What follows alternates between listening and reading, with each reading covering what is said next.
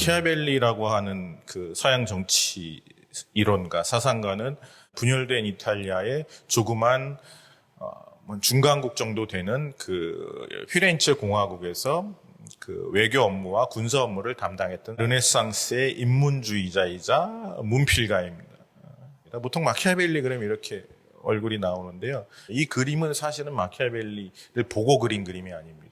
얼굴이 동그랗고 어떤 원숭이 같은 모습, 자신의 이익을 위해서는 어떤 수단도 방법을 가리지 않을 것 같은 굉장히 교활한 그런 이미지를 여기다 투사한 겁니다. 이미 16세기 초중반부터 마키아벨리라고 하는 인물의 이런 그런 취급을 받고 있었던 거죠.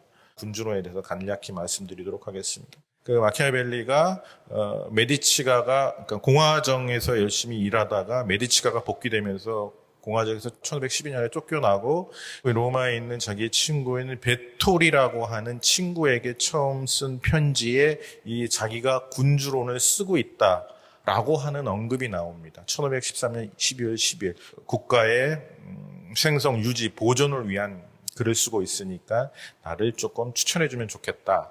좋은 책이니까 한번 읽어봐라. 이런 요지의 편지입니다. 그 다음에 이 군주론이라고 하는 책을 쓴다라고 하기 전에 자기가 어떻게 쫓겨난 상태니까 소일을 하다가 저녁에 그 집 앞에 있는 선술집에 가서 사람들과 이야기를 하면서 세상 돌아가는 소리를 듣고 그 다음에 저녁에 자기 집으로 돌아와서 자기가 공화정 시절에 공무원으로 일했던 법복으로 갈아입고 들어가서 고대의 작가들과 대화를 나눈다. 다시 말해서 고대 작가들의 책을 읽는다는 거죠. 그러면서 그들의 이야기를, 지혜를 듣고 나의 경험을 이야기를 하면서 그들의 지혜와 나의 경험을 결합시켜서 만든 책이 군주론이다. 이 얘기를 합니다. 그래서 1513년에 저술했다라고 하는 것을 알 수가 있고요. 군주론을요. 그리고 출간된 거는 사실은 마키아벨리 사후에 출간됩니다. 1527년에 죽었으니까 5년 만에 출간된 거죠. 그리고 잘 아시다시피 1559년에 로마 교황청에 의해서 금서로 지정이 됩니다. 금서로 지정이 됩니다. 군주론이 쓰여졌던 시대적 배경은 이탈리아 반도가 크게 5가지의 나라로 분열이 되어 있었습니다. 프랑스라든지 독일이라든지 이쪽 스페인의 침략을 받게 됩니다. 그래서 마키아벨리는 군주론뿐만 아니라 그의 저서들에서 분열 속에서 나오는 나약화를 비판을 하고 어떻게 하면 강성한 힘을 갖출 수 있을 것인가를 끊임없이 이야기를 합니다. 군주론이 쓰여지고 나서 굉장히 많은 논쟁거리가 되고 논의거리가 됐는데 크게 군주론에 대한 해석은 한 2가지로 나눌 수 있을 것 같습니다. 공화주의적 해석과 근대국가 건설을 위한 어떤 강력한 카리스마가 필요하다라고 하는 해석. 시민혁명의 어떤 전통이 있었던 그 프랑스라든지 네덜란드라든지 저쪽 영국으로 해서 이쪽 계열에서는 군주의 해악을 알려주고 시민을 계몽하기 위한 저서로 파악을 합니다. 또 다른 한쪽, 다시 말해서 유럽사에서 근대국가 건설이 늦어졌던 이탈리아와 독일 같은 나라들에서는 분열과 혼란을 극복하기 위해서 어떤 강한 카리스마를 가진 정치 지도자, 신군주가 어떻게 나라를 세우고 유지해야 될 것인가를 설파한 저서로 파악하고 있습니다. 자, 이 마키아벨리즘의 탄생은 종교전쟁 시기로 보시면 될 것 같습니다. 루터에 의해서 루터의 종교 개혁이 일어나고 구교와 신교 간의 갈등이 일어나죠. 이 과정 속에서 어떤 권력을 잡았던 권력자들 혹은 군주들이 사적인 권력과 이해를 위해서 신앙과 도덕을 저버린 악마적 인간의 전형으로 묘사될 때 비도덕적이고 반종교적인, 반카톨릭적인 행위를 하는 악마적 인간의 전형으로 묘사가 되는 겁니다. 장띠에라는 사람이 반마키아벨리론을 씁니다. 악의 교사로서의 마키아벨리.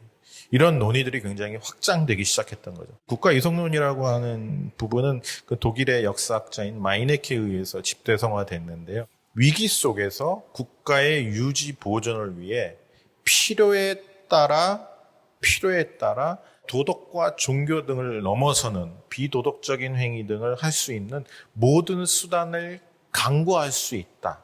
이게 국가 이성론을 정초한 마키아벨리 그리고 마키아벨리즘의 핵심적인 논의라고 보는 겁니다. 이 세 번째 말씀드린 더러운 손 논의는 마이클 월저라고 하는 정치행위, 더러운 손의 문제라고 하는 데서 좀 정식화가 되는데요. 손에 더러운 걸 묻히지 않고 정치가 가능할 것인가라고 하는 문제. 그래서 정치에서 순수함은 가능한 것인가. 이런 얘기를 합니다. 예컨대 테러리스트가 폭탄을 설치했습니다. 근데 테러리스트가 잡혔습니다. 고문을 해서라도 폭탄을 발견해서 많은 시민들을 살려야 되는 문제들. 이런 문제들을 제기하면서 비도덕적이고 그러니까 비합법적인 방법의 어떤 사용 가능성을 부정할 수는 없다. 자, 그러면은 그거를 어떻게 제어할 것인가가 있는데 현대 민주주의에서의 기본적인 문제가 되겠죠.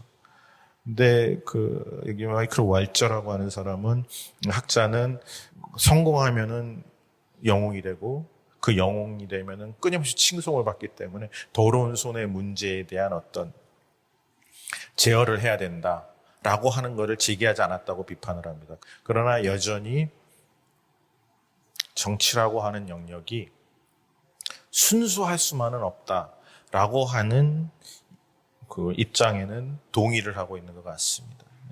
이 마키아벨리의 마키아벨리즘에 대해서는 두 가지를 말씀드리겠는데요. 그럼 먼저 정치와 도덕에 대해서 말씀드리도록 하겠습니다.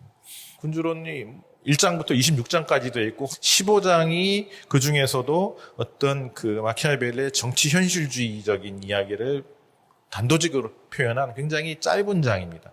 거기서 마키아벨리 이런 얘기를 합니다. 상상의 세계와 현실의 세계는 구분해야 된다. 그러면서 인간이 어떻게 사는가와 어떻게 살아야 하는가는 너무도 다르다라고 얘기합니다. 존재와 도덕 이런 구분이라고 한다면은 어떻게 살아야만 하는가보다는 어떻게 사는가가 더 중요하고 거기에 초점을 맞춰야 된다라고 얘기합니다. 고대부터 중세까지 이어지는 어떤 도덕주의에 대한 명확한 반대가 포함되어 있는 거로 볼 수 같습니다. 그러면서 인간 세계에서는 싸움의 두 가지 방법이 있다라고 얘기합니다. 하나는 법이고 하나는 힘이라고 합니다. 그런데 법은 인간에 합당한 방법이고 힘은 짐승에게 합당한 방법이라고 얘기합니다. 인간이란 은혜를 모르고 변덕스러우며 위선적인 데다 기만에 능하며 위험을 피우려고 이익의 눈이 어둡습니다. 이런 세계 속에서는 좋은 의도를 가지고 펼치는 도덕적인 행위가 좋은 결과를 가져오지 않는다라고 얘기하는 거예요.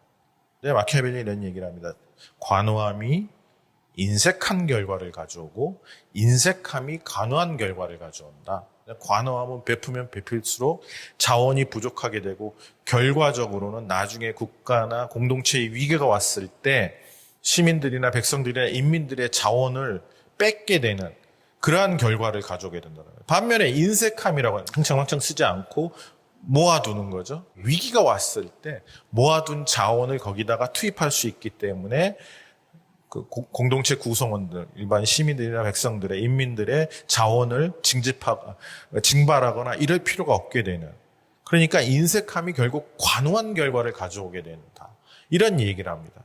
또 그 다음 장에서는 인자함과 잔인함의 문제, 피스토이아의 예를 들었습니다. 휘렌츠의 종속도시였죠. 그런데 여기서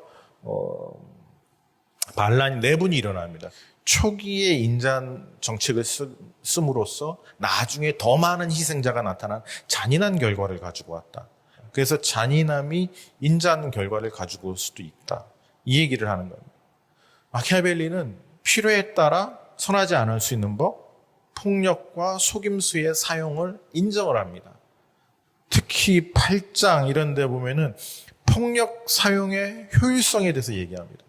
잔인한 조치는 적기에 그리고 단번에 그러면서 반대되는 얘기가 뭐냐면은 지속적으로 행하지 말라고 합니다. 그리고 부가하는 얘기가 있습니다.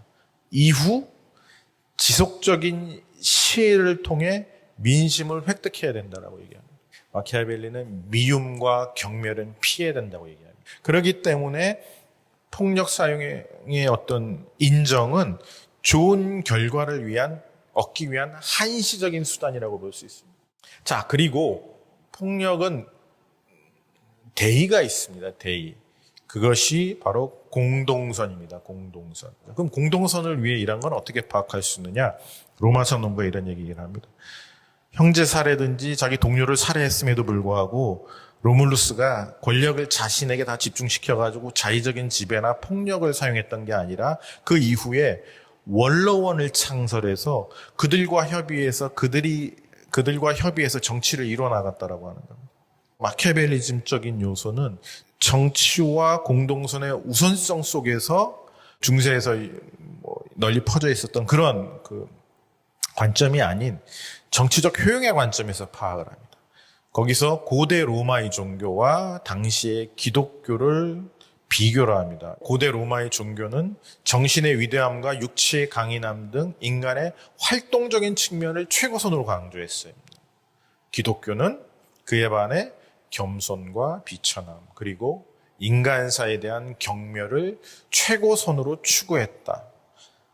이것을 한마디로 마키아벨리는 당시 기독교는 종교를 라테의 관점에서 해석했다라고 하는 겁니다. 여기에 근본적인 관점은 정치적 효용성의 관점에서 과연 정치 혹은 국가 보존, 국가 발전에 어떤 것이 더 도움이 되는가라고 하는 관점에서 해석을 한 거죠. 이 마키아벨리의 정치 이론의 중요한 정치적 사고의 중요한 개념 중에 하나가 이 역량이라고 하는 겁니다. 문제 해결 능력, 상황 돌파 능력으로 설명할 수 있을 것 같습니다. 이 7장에서 체자레 보르자라고 하는 인물을 설명하고 있습니다. 20대 초중반에 교황군의 사령관으로 임명돼서 알렉산더 6세의 지휘하에 교황국의 확장을 펼쳤던 사람입니다. 교황국은 자기 군대를 가질 수가 없죠. 영의 구원을 다뤄야 되는 기관이니까요. 그런데 나라를 확장하려다 보니까 원군과 용병을 사용합니다. 다른 나라 왕, 특히 프랑스 원군은 프랑스 왕에게 지휘권이 있다 보니까 제대로 말을 듣지 않죠. 용병도 사실은 그러니까 잘 싸우질 않죠. 그래서 원군과 용병이 별로 탐탁치 않으니까 체자레 보르지아는 자기 군대를 마련할 요량으로 시니갈리아 사건이라는 걸 일으키는데 그 용병 대장들을 불러서 트러블이 있었는데 좀 화해하자고 부른 다음에 매복한 군대를 통해서 죽여버립니다. 그러니까 어떤 겉모술수를 이용한 거죠. 그리고 나서 우왕좌왕했던 그 군대를 흡수를 해서 자기 군대를 만들어버립니다. 그 다음에 또 인민의 지지를 확보한 것은 체자레 보르자가 로마니아 지역을 정벌을 하게 되는데 자신의 아주 굉장히 무지막지한 측근인 레미로 데 오르코를 보내서 한 번에 정리를 해버리는데 인민의 원성이 높아지니까 예고도 하지도 않고 레미로 데 오르코를 이렇게 절단내서 체세나 광장이라고 하는 체세나 광장에 걸어버립니다. 그걸 보고 인민들이 지지가 확 쏠리게 됩니다.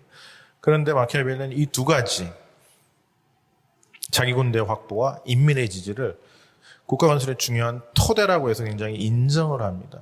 자기 개인의 어떤 그것이 아니라 이런 국가 건설의 토대를 쌓았다는 측면에서 인정을 하게 되는 거죠. 그렇게 되면서 마키아벨리는 건국기와 이 치국기를 구분을 합니다. 대표적인 사람이 세베로스라는 사람이에요. 이 사람은 세 명의 자기까지 포함해서 세 명의 강력한 사람들과 경쟁을 하고 있었는데 자기 힘이 약하다 보니까 한 사람에게는 화해를 청하고 다른 사람을 제압을 합니다. 그래서 다른 사람을 제압해서 힘이 세지니까 화해 청했던 사람을 침략을 해서 공격을 해서 격파를 하면서 황제 자리에 오르는데 마키아벨리는 이 세베로스는 여호와 사자의 능력을 모두 갖춘 인물로 평가를 합니다. 그러면서 마지막에서 무슨 얘기를 하냐?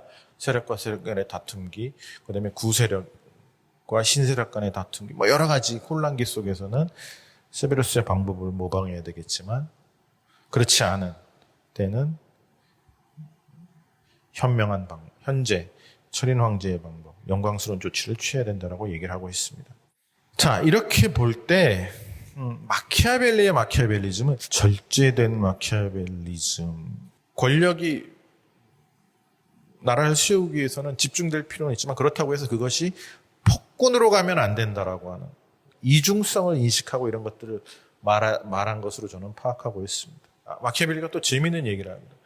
동료 시민을 죽이고 친구를 배신하고 신의가 없이 처신하고 무자비하고 반종교적인 것을 덕이라고 부를 수는 없습니다. 그러한 행동을 통해서 권력은 얻을 수 있을지언정 영광을 얻을 수는 없습니다.